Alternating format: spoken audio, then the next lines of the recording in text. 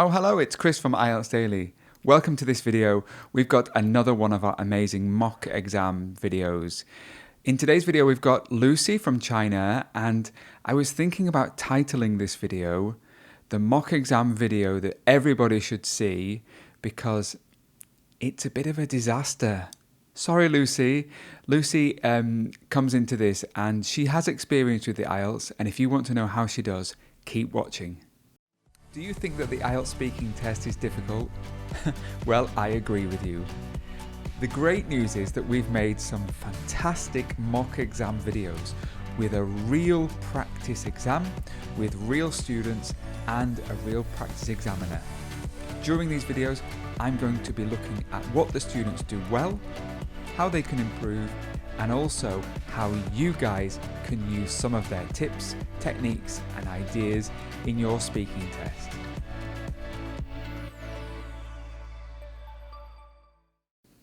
Okay, so I'm just putting in my headphones so that we can watch Lucy's video. Now, as I mentioned, there were a couple of problems in this mock exam. One of them is to do with Lucy and the other one is to do with the practice examiner, May. Now, you will see, and I'll talk about why it was a problem later. One thing that you should always remember is that in a test you need to be prepared, and being prepared is going to help you so much when you're sitting in front of the examiner. You're going to feel calm and you're going to feel ready to take the test. Are you ready to watch Lucy? I am. Let's click play. Hello and welcome to this practice exam conducted by IELTS Daily. My name is May and I'm your practice IELTS speaking examiner.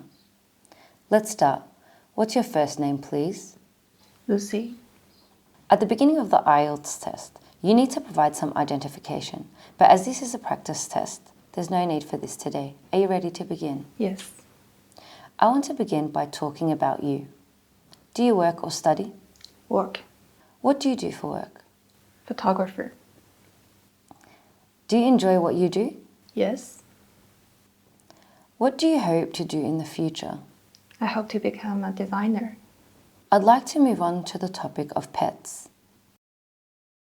Before you move on to the topic of pets, May, I'm going to jump in there and let me tell you a secret. I was in the room at the time of this. I was sitting in the corner of the room and I was watching all of this unfold, and I thought, oh my goodness, this is going to be such a useful video for students, because what we see, Lucy's response, is almost the opposite of what we should be doing and what we should encourage you to do.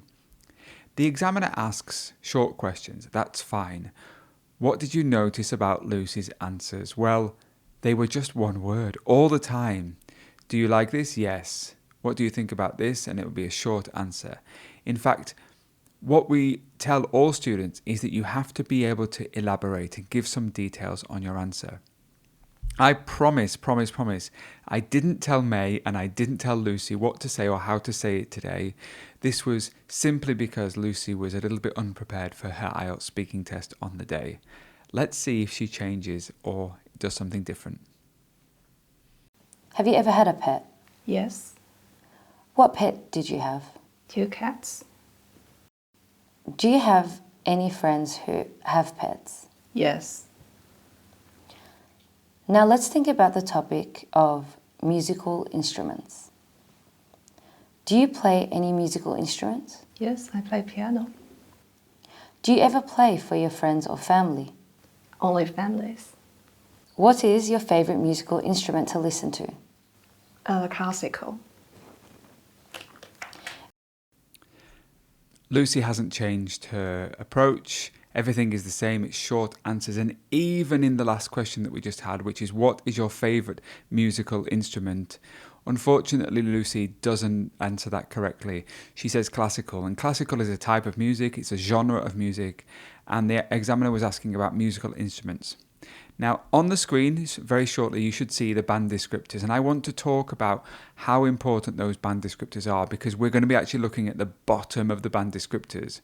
You will see that for a band 3, it says speaks with long pauses, has limited ability to link simple sentences, and gives only simple responses and is frequently unable to convey basic message. Oh dear, Lucy definitely only gave simple responses and couldn't give an answer. She couldn't explain what her favourite musical instrument was. She was confused by the question. So at this point, for me, this is around a band 3 or a band 4 for the fluency and coherence section. We don't have a lot of language or grammar to work with, so we don't have too much that we can answer or give responses on there. She did say families, which was for my family, and she thinks she said for my families. So there was a minor grammar mistake there. All in all, Lucy, for her next test, should be more prepared. Let's see how she does in part 2. I'm very concerned, or at least I was very concerned when I watched this from the room. In the next part of the test, I'm going to give you a topic and I would like you to speak for 1 to 2 minutes. You will have 1 minute to think about what you want to say, and I will give you a pencil and some paper to make notes if you want. Is that clear? Yes. Here is your paper and pencil. Thank you. I'm just going to jump in there. I don't know if anybody noticed there that Lucy said thank you and not thank you. It's really important that we work on our ths. And if you've watched our previous mock exam videos with Tony or with Kevin, this is a really common problem for people from China, because in Mandarin there is no th sound, th. And in many countries and cultures there really isn't this sound th. So if you are from a country which doesn't have the th sound, I want you to focus on it, because the examiner is going to be picking that up. She says thank you and not thank you. And this is a big difference, because the sink verb, the Titanic, sank, not thank. So please pay attention to that. The examiner will be listening for that within the pronunciation features. You have 1 minute to prepare.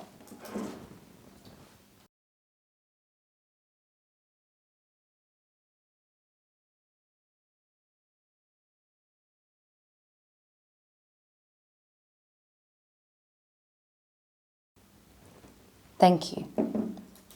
Now I would like you to talk about a time when you got lost. Remember, you have 1 to 2 minutes for this, so don't worry if I stop you. I'll tell you when the time is up. Can you start speaking now, please? Okay. I want to talk about a time when I got lost. The time is 2 years ago, and I was in Shanghai in China, and I was with my grandpa. And this happened a very dramatic way, and just an accident. So the ambulance didn't come to the right place and the right time. So everything got messed, and I found my way. It's very hard to believe. And after 6 months later, I realized what things happened. Should I still talking? Oh my God! Sorry. Wait a second. No. I need to prepare for. All right, I'm just going to jump in here. I don't know about you, but I was a bit confused. She kind of started on the right track. I understood that she was talking about something. She was with her grandfather, and then suddenly it was 6 months later, and I didn't really understand where she was going. From here, it all starts to go a little bit downhill, and the examiner actually makes a mistake. So you know that IELTS Daily, we don't have official examiners, because if you work for IELTS as an examiner, you can't make yourself known as an examiner. So we use practice examiners, and May actually makes a mistake here. A little bit awkward. So what happened when you got lost? The lost means someone passed away. A little bit misunderstanding, I think. Sorry about that. Describe a time when you got lost. Just lost the way. I thought someone lost. Thank you. Sorry about that. At this point, May asks, so what happened when you got lost? it wouldn't be the case that an examiner would be asking you these additional questions at this point. They may be giving you signals to continue, and May is clearly feeling sorry for Lucy. Lucy is having a terrible time. She doesn't know what to say. And as a human, May wants to help this person. But in the real test, the examiners have to maintain kind of this standardized format of the test. We need to give everybody the same level of support. And so the examiner in the test wouldn't normally give you these additional questions. You may have one question at the end just to ask, but at this point, Lucy has only spoken for 45 seconds, etc. So it's very, very, very unlikely that she would be getting additional questions here. Well done to May for trying, but that's not exactly how the test would work. Lucy is clearly finding this really tricky. And also she said things like, I was with my grandma or grandfather, with the z. Do you remember we talked about the with a th? She said, I want talk about, I want to talk about, I want to talk about, I want to talk about should be with the to. And she said, it was, this time is 2 years ago. This time is 2 years ago. Clearly it should be in the past, so this time was 2 years ago. So there were grammatical mistakes throughout as well. A big struggle for Lucy. I want to stay on the topic of directions and maps. Do you think people are becoming too dependent on digital maps on their computer or smartphone? Yes. Can you tell me more? Sorry, could you pardon? Do you think people are becoming too dependent on digital maps on their computer or smartphone? Yes, it's too dependent. This is an example of misunderstanding, miscommunication, and lack of comprehension. You notice that Lucy simply repeated the question. Yes, it's dependent. That would be noticed by the examiner. There's no extension or elaboration on the answer. And so, unfortunately, still performing quite low in the fluency and coherence mark. Should we teach children how to read maps at school? Yes, absolutely. Why do you think so? Because it's a kind of skill to survive not only in the city, but in the rural place. Yeah. This is the first example where Lucy has shown some ability to extend answers. She says not only in, but in somewhere else, which is great. She has an idea of the question and she's able to articulate herself. But I think she's too lost here. We're too far through the test, and even though this is a great piece of language here, I'm just not sure what the examiner would be thinking at this point. Why do people enjoy spending time in mazes? Because maybe it's fun for someone, but I'm not fan of the mazes. Thank you. This is the end of this practice IELTS speaking test.